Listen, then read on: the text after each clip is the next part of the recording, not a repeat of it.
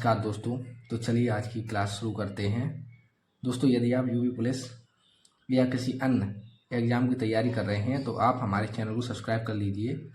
आपको मैथ का कंटेंट यहाँ से पर्याप्त ढंग से उपलब्ध करा दिया जाएगा। तो चलिए आज की क्लास स्टार्ट करते हैं। कल की क्लास में हमने सम, विषम, अभाज्य, भाज्य, परिमेय, अपरिमेय, सहभाज्य संख्याएँ पढ़ ली थी। उनकी आज क्वेश्चन प्रैक्टिस करेंगे और स्थानीय मान, जातीय मान को आज हम सीखेंगे। तो चलिए हम क्लास शुरू करते हैं। सबसे पहले है हमारा स्थानीय मान।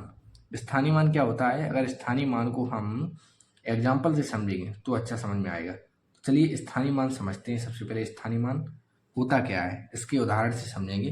तो इसका पहला उदाहरण जैसे हम ले लेते हैं, पहला उदाहरण लेंगे इसका हम एग्जाम्पल ले लेंगे हम। जैसे है हमारा 982, इसमें 8 का स्थानीय मान क्या होगा? ऐसे ही क्वेश्चन पूछा जाएगा, या तो सर्कल में बंद कर देगा या ये कह देगा कि 982 में 8 का स्थानीय मान क्या होगा। तो 8 का स्थानीय मान निकालेंगे हम। तो दोस्तों 8 का स्थानीय मान 8 गुणे 10 बराबर 80, ये 8 का स्थानीय मान हो गया। अब आप सोच रहे होंगे ये कैसे हो गया, 10 का गुणा क्यों कर दिया? 10 का गुणा इसलिए कर दिया कि यदि 8 के बाद जितने भी अंक होंगे उतने ही हम जीरो लगा देंगे। जैसे 8 का स्थानीय मान पूछा गया है तो 2 कितने अंक हैं? 1 अंक है हमारा, केवल 2 है, तो उतने ही हम 8 में जीरो जोड़ देंगे। 1 अंक है 2, तो हमने इसमें जीरो लगा दिया। अगर 2 अंक होते तो हम 2 जीरो लगा देते। जैसे इसमें कह दिया जाए कि 9 का स्थानीय मान क्या हुआ, तो 9 का स्थानीय मान इस तरीके से होगा, 9 गुणे 100 बराबर 900 बराबर 900। अब 2 जीरो और यहाँ भी 2 अंक हैं तो 2 जीरो बढ़ा दिया हमने। अब अगला एग्जांपल समझेंगे। जैसे ये है हमारा 872 में 8 का स्थानीय मान क्या होगा। तो 8 के बाद कितने अंक हैं? 2 अंक हैं, तो 8 में हम डायरेक्ट करने की ये ट्रिक है, तो 8 में हम 2 जीरो लगा देंगे। तो ये 8 का स्थानीय मान हो गया। बिल्कुल सही समझ में आ गए होंगे आपको। अब दशमलव वाले भी स्थानीय मान हम जान लेते हैं, सीख लेते हैं।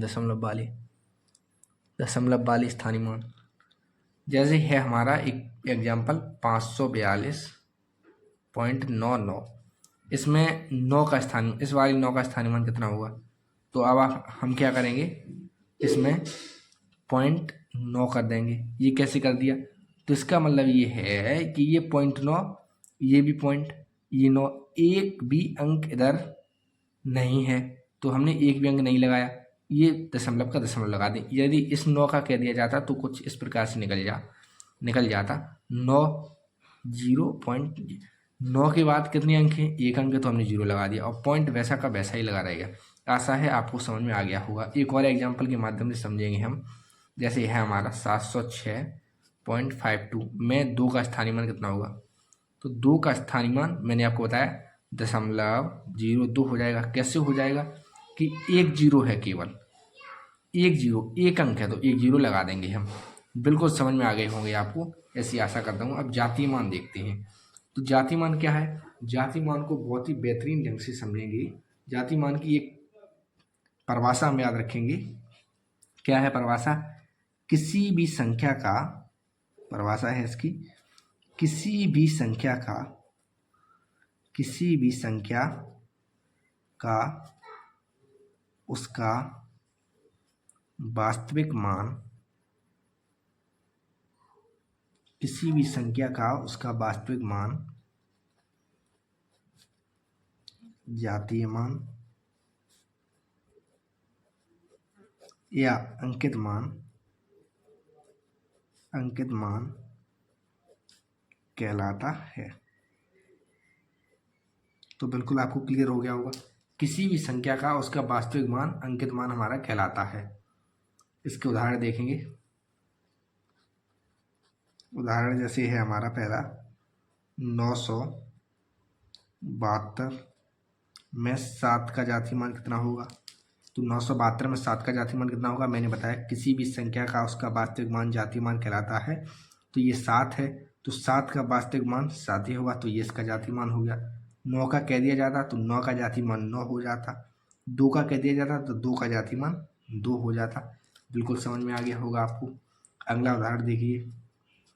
अब आपको बिल्कुल क्लियर हो रहा होगा कि जातिमान क्या होता है, कोई भी डाउट नहीं रह रहा होगी, ऐसी उम्मीद रखता हूँ। मतलब जैसे अगला है हमारा 809.7259, इसमें हमें बताना है कि 2 का जातिमान कितना होगा। तो ये 2 है, मैंने बताया किसी भी संख्या का उसका वास्तविक मान जातीय मान या अंकित मान कहलाता है। तो 2 का जातिमान 2 ही होगा। 7 का जातिमान 7 ही होगा। इधर 9 का जातिमान 9 ही होगा।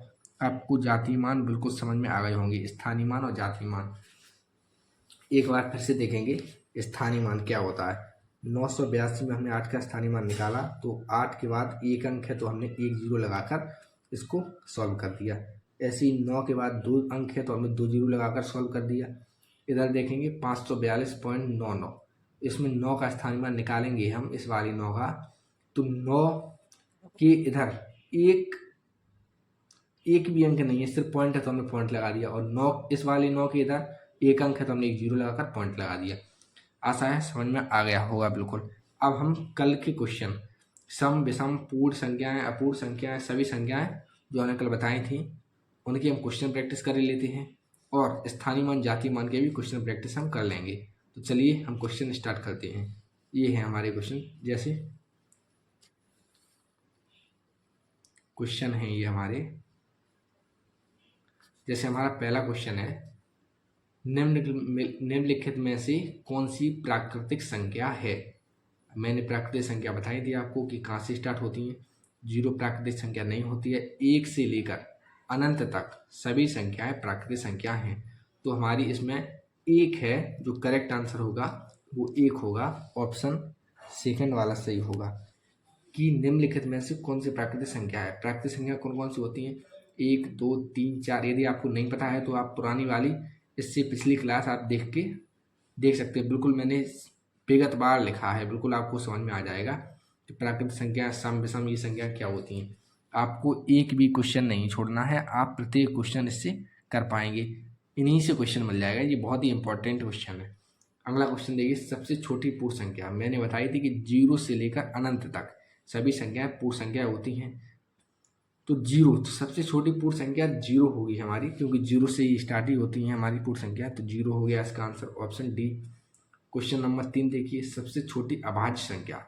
मैंने बताया था कि 2 3 5 7 11 13 ये सभी अभाज्य संख्या हैं जो किसी से भी विभक्त ना हो, केवल स्वयं से विभक्त हों और किसी से भी विभक्त ना हो। और अभाज्य संख्या हमारी शुरू कहाँ से होती हैं, 2 से शुरू होती हैं। 2 सम संख्या भी है सबसे छोटी और अभाज्य संख्या भी सबसे छोटी है, तो 2 हो जाएगा क्वेश्चन नंबर 3 का करेक्ट आंसर। अगला क्वेश्चन देखिए, निम्नलिखित में से भाज्य संख्या है। निम्नलिखित में से भाज्य संख्या कौन सी है। तो भाज्य संख्या मैंने बताई थी आपको, जो किसी ना किसी से पूर्णतः कट जाए, पूर्ण रूप से कट जाए तो भाज्य संख्या है। इसमें 2 स्वयं से विभक्त है तो ये अभाज्य संख्या होगी। 3 स्वयं से विभक्त है तो ये भी अभाज्य संख्या होगी। 11 भी स्वयं से विभक्त ही होगी तो ये भी अभाज्य संख्या होगी। तो बची हमारी 4, तो ये 4 हो जाएगी हमारी भाज्य संख्या, क्योंकि ये 2 से पूर्णतः कटती है। तो बिल्कुल समझ में आ गया होगा भाज्य संख्याएं क्या होती हैं, ऐसी आशा रखता हूँ बिल्कुल समझ में आ गया होगा। भाज्य संख्याएं हमारी होती कौन कौन सी हैं, 4 से स्टार्ट होती हैं, 4 6 8 9 10 12, जो किसी न किसी पारे से पूर्णतः कट जाए। अगला क्वेश्चन देखिए, निम्नलिखित में से परिमेय संख्या है। अब परिमेय संख्या मैंने आपको बताई थी, बहुत से लोगों को परिमेय संख्याओं में डाउट रहता है, तो डाउट की कोई आवश्यकता नहीं है। पिछली क्लास आप देखकर डाउट अपना सारे के सारे क्लियर कर सकते हैं। तो देखिए, निम्नलिखित में से परिमेय संख्या है। मैंने बताया कि P/Q के फॉर्म में, अर्थात भिन्न के फॉर्म में हम जिसे भी लिख दें वो सभी हमारी परिमेय संख्या है। अब भिन्न के रूप में तो पहले तो ये लिखा है एक बार, तो ये तो करेक्ट आंसर होगा ही होगा, लेकिन ये क्यों नहीं होगा और ये क्यों नहीं होगा। तो ये इसलिए नहीं होगा क्योंकि इसका वर्गमूल नहीं निकलेगा, दशमलव में निकलेगा, तो ये अपरिमेय संख्या है। ये भी अपरिमेय संख्या है, इसका भी दशमलव में निकलेगा। इसके बटे में हम कुछ नहीं कर सकते, हर में कुछ नहीं ला सकते, अर्थात आंसर नंबर ए बिल्कुल सही है, फर्स्ट आंसर सही है, क्योंकि 1/2 परिमेय संख्या है, अर्थात भिन्न के रूप में है, P/Q के फॉर्म में है। ठीक है, आपको बिल्कुल समझ में आ गया होगा। जिससे हम P/Q के फॉर्म लिख दें वो सभी हमारी परिमेय संख्या हैं। अब आगे देखिए, हमारे नेक्स्ट क्वेश्चन है, निम्नलिखित में से अपरिमेय संख्या है। मैंने आपको बताया है कि अपरिमेय संख्या वही संख्या होती है जिसे हम p/q के फॉर्म में नहीं लिख सकते। तो सबसे पहला ऑप्शन है √9। तो क्या इसे हम लिख सकते हैं? बिल्कुल लिख सकते हैं p/q के फॉर्म में। क्यों? क्योंकि √9 का वर्गमूल 3 होता है, 3/1 तो हम लिख सकते हैं। इसी प्रकार ऑप्शन बी √144 है, 144 अंडर को हम 12/1 लिख सकते हैं। और ये ऑप्शन डी भी बिल्कुल, ये तो पहले से ही लिखा है p/q के फॉर्म में। √11 नहीं लिखा जा सकता, अभी मैंने बताया था, क्योंकि √11 दशमलव में जाएगा। तो ठीक है, ऑप्शन नंबर बिल्कुल सी बिल्कुल करेक्ट है। निम्नलिखित में से जुड़वा आवाज है, ये इंपॉर्टेंट है। सबसे पहले जुड़वा क्या होती है? जुड़वा वो होती है, और जुड़वा आवाज का है तो अभाज्य संख्या ही होंगी, दोनों आवाज संख्या होगी, लेकिन उनका अंतर 2 होगा। तो देखेंगे 2,4 ये आवाज संख्या है, नहीं है, सम संख्या है। 5,7 ये दोनों आवाज संख्याएं भी हैं और इनका अंतर भी 2 है। 7 में से 5 गया तो 2 बचेगा। तो ऑप्शन बी करेक्ट है। ऑप्शन सी इसलिए करेक्ट नहीं होगा क्योंकि 9 विषम संख्या है, 8,17 में 8 सम संख्या है, 17 विषम आवाज संख्या है, इसलिए ये नहीं होगा। यदि